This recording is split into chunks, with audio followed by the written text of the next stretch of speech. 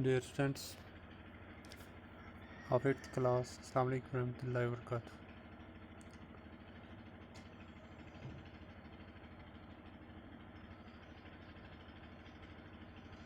In this third class of your English textbook lesson Global Warming, a threat in the making. In the previous two classes, we read that this global warming is a catastrophe, and previously it was considered a Western concept, but now its impact is visible across the globe. And today we saw its effect in our own state, Kashmir. Though it is a cool place,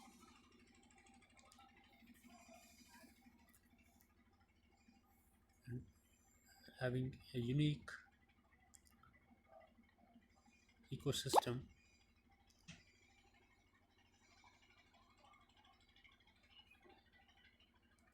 now today's topic, and we will proceed onwards, as water resources of the world are facing qualitative and quantitative degradation. It is said that the future international wars will be fought on water. Glaciers in Jammu and Kashmir are receding at an alarming rate compared to the other glacial regions in the world. In Suru Basin alone, we have lost about 16% of glaciers in the last 40 years. Similarly, we have lost about 18% of the Kulhai Glacier, the main source of drinking water and irrigation in the valley during this time period.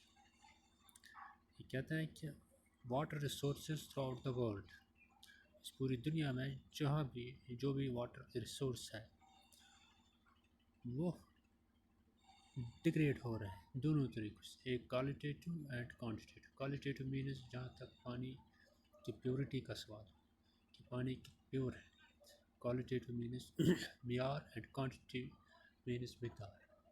दोनों लिहाज से मकदाराना तौर पर और मियाराना तौर पर ये जो पूरी दुनिया में जो वाटर रिसोर्सेज है वो उन पर असर हुआ है, बुरा असर हुआ है। यानी उनकी जो प्योरिटी है वो भी ठीक नहीं रही है, उनकी जो क्वांटिटी है वो भी वो नहीं रही। It is said that the future international, और ये कहा जाता है कि आने वाले वक्त मुस्तकबिल में जो भी इंटरनेशनल वार्स होंगे वो पानी पर लड़े जाएंगे। आजकल हम देखते हैं कि जो आज जंग लड़े जाते हैं वो ज़मीन पर है कि एक मुल्क दूसरे मुल्क से कहता है कि ये ज़मीन मेरी है, ये जगह मेरी है, तो इस पे जंग होती है। लेकिन फ्यूचर में ये जंग पानी पे हो। और ग्लेशियर जो जम्मू कश्मीर में है वो भी रिसीड हो रहे हैं at an alarming rate, means with high speed. Recede means पिघलना, कम होना, घटना। जो ग्लेशियर यानी कि जो बर्फ़ के जो पहाड़ तोते हैं वो भी बहुत तेज़ी से कम होते जा रहे हैं क्योंकि वो पिघल रहे हैं as compared to the other region in the world. In Suru basin Elon, जो सुरु एक बेसन है,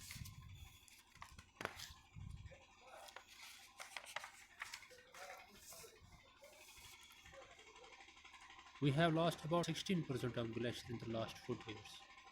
सुरु बेसन में जहाँ पे ग्लेशियर्स हैं वहाँ पे हमने 16% ग्लेशियर जो है वो लॉस हुए हैं, वो पिघल चुके हैं पिछले 40 साल। इसी तरीके से 18% जो कोलाई ग्लेशियर वो 18% जो है, जो ड्रिंकिंग वाटर के लिए भी एक बहुत बड़ा सोर्स और इरिगेशन के लिए भी इस वैली में है, वो भी इसी पीरियड में यानी कि 40 ईयर में वो 18% पिघल चुका। आने वाले वक्त में क्या होगा? ठीक है, ये तो ग्लोबल वार्मिंग का असर शुरू से हुआ है। जब ये और ज़्यादा होगा तो क्या हालत है? The reduction in snowfall together with the fast receding glacier has resulted in the water scarcity for irrigation and hydropower generation in some regions. The frequency of flooding has also increased, coupled with unplanned urbanization and mismanagement of Jhelum floodplains.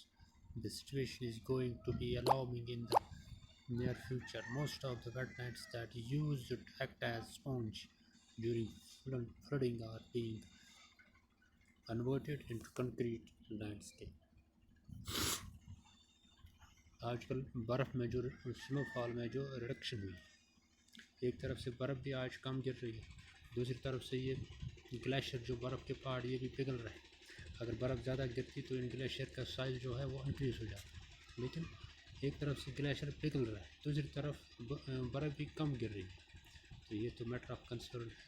इसकी वजह से water scarcity यानी कि पानी की किल्लत irrigation के लिए भी और हाइड्रो पावर जनरेशन में हाइड्रो पावर मीन्स पानी बिजली है ना, जो पानी से बिजली हम निकालते हैं। तो ये मैटर ऑफ कंसर्न है। दूसरी तरफ जो सैलाबों की फ्रीक्वेंसी वो बढ़ती जा रही है, यानी कि ज़्यादा से ज़्यादा सैलाब आ रहे हैं। इसके साथ जो अनप्लान्ड अर्बनाइजेशन और mismanagement of Jhelum flood plans, ये सारी चीज़ें मिला तो सिचुएशन जो है वो नियर फ्यूचर में बहुत ही ख़तरनाक होगी।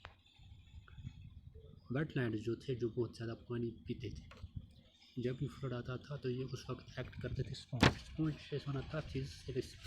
फॉर एग्जांपल मकान सफाई करो पट्टी जमा था तुझ कुन दज सज तथ आबस चमान सू स्पॉन्ज इस आबस चाहिए वेटलैंड एक्ट करान स्पॉन्ज आब पानस अंदर जज्ब करान यम सात सैलाब मगर सह कोर कन्वर्ट कंक्रीट लैंडस्केप्स अक्सर वुचान जमीन रोड बिल्डिंग कत बन ठीक यम आई कंक्रीटाइज कर अम लिहाज तस फ्लड्स अम सत ज़्यादा नुकसान वातान।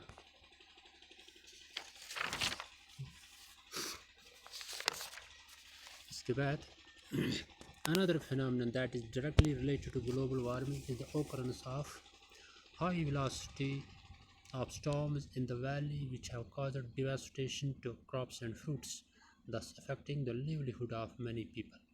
Recently, Kashmir has been witnessed a drastic change in precipitation as well as seasonal changes. In the process, some seasons like early spring have been completely lost.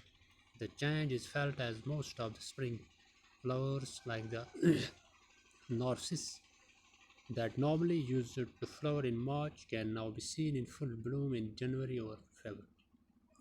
दूसरी एक रद्द-ए-अमल और एक प्रोसेस जो डायरेक्टली ग्लोबल वार्मिंग से relate है वो है high velocity storms. कि जब आंधी आती है या हवा चलती है तो उसकी वेलोसिटी उसकी स्पीड इतनी तेज़ होती है कि उससे भी खराबी होती है, जो फसल जो मेवा होता है उसको नुकसान पहुंचाता है और उसकी वजह से लोगों की ज़िंदगी रोज़मर्रा ज़िंदगी पर जो उनकी लिवलीहुड होता है उस पर असर पड़ता है। क्योंकि तेज़ हवाएं जब चलती हैं जो फसल होती है वो टूट जाती है, उसको नुकसान पहुंचता है, वो फ्रूट्स जो होते हैं वो गिर जाते हैं। तो डायरेक्टली किन की ज़िंदगी पे असर पड़ा? लोगों की ज़िंदगी पे। ये भी ग्लोबल वार्मिंग से। रिसेंटली हाल ही में ये देखा गया है कि कश्मीर के सीजनस और बारिश गिरने में यानी कि रेन फॉलिंग में बहुत चेंज आई, सीजनस में भी चेंज आई। आज जो सरमा होता है वो स्प्रिंग लगता है, जो स्प्रिंग होता है वो पता नहीं कोई और मौसम लगता है। ये ग्लोबल वार्मिंग से हुआ। जैसे कि अर्ली स्प्रिंग पीरियड जो था वो कम्प्लीटली लास्ट हो गया, पता ही नहीं चलता। और बहुत सारे फूल जो अर्ली स्प्रिंग यानी कि बाहर के आमद में नमूदार होते हैं, ठीक, यानी कि मार्च में, वो तो अब जनवरी और फरवरी में ही नज़र आते हैं। यानी कि स्प्रिंग का मौसम मार्च में शुरू होता है, लेकिन इतनी चेंज आई है सीजन में ग्लोबल वार्मिंग से कि जो फूल हम बाहर में देखते हैं वो जनवरी और फरवरी यानी कि तुम मंथ से मुझे सोचा। ये सब ग्लोबल वार्मिंग का असर है। तो मिलते हैं कल इसके बाकी हिस्सा पढ़ेंगे। Till then thank